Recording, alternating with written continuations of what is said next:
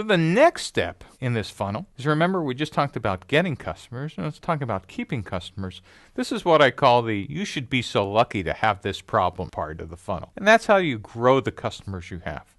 If you're thinking about growing customers, nothing magic.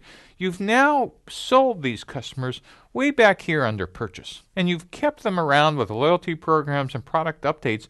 But really what you'd like to do, understanding now that it's a lot cheaper to sell existing customers more stuff than it is to get new customers, is let's go try to sell them some stuff. And how can we do that? Well, the first thing you might want to think about is, can I unbundle some of the stuff in my startup that I try to package all at once? One of the mistakes that early stage ventures make, that is new companies, is thinking that you have to stick every possible feature in the product and sell it for the one price. It might be possible, once you understand more and more about your customers, to know that, you know what?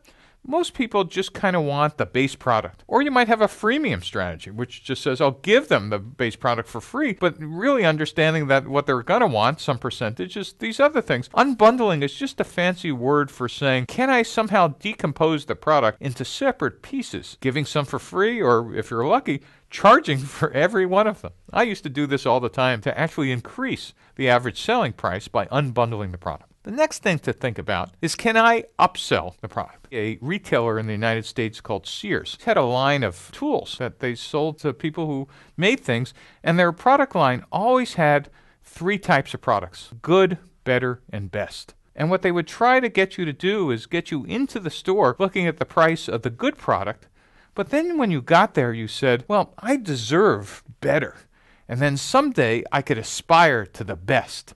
And so that was kind of upselling in the same product line.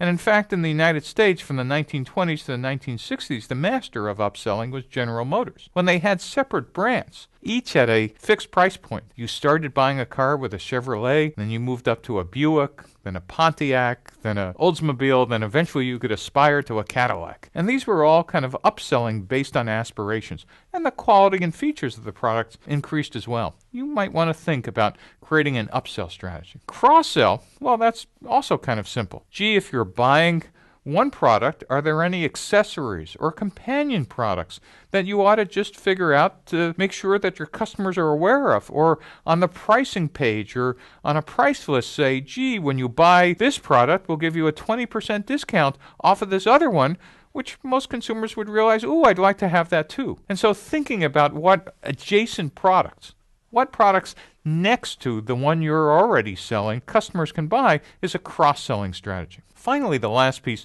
is referrals, and that's another growth strategy. And referrals basically generates this outer viral loop. Remember what we were trying to do in the initial purchase, or get your new customers to start telling their friends about your products? You want to do the same thing after you've had those customers for a while. Maybe now you want to give them discounts on future purchases. You want to say, thank you for doing this. By the way, $100 off or $5 off of the next purchase. When you bring in the next new customers, banks now think that's a popular strategy. And this referral program just helps your customers, hopefully who are satisfied, sell more of your product for you. And so that's get, keep, and now grow customers. By the way, this grow funnel, just like in get customers, there's nothing magic about cross-sell, upsell, and unbundling. There might be other strategies that your company and your startup might want to stick into this funnel as well. We put this up as kind of a canonical model because most companies tend to use these types of techniques, but it really depends on what